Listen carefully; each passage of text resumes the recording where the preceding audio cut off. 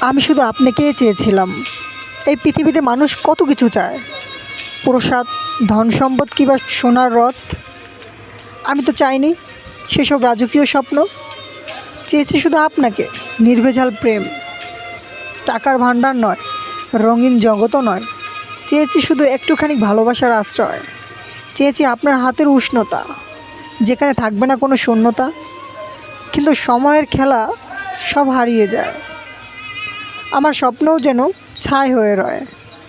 আপনাকে চেয়েছিলাম, এটাই ছিল জীবনে বড় চাওয়া।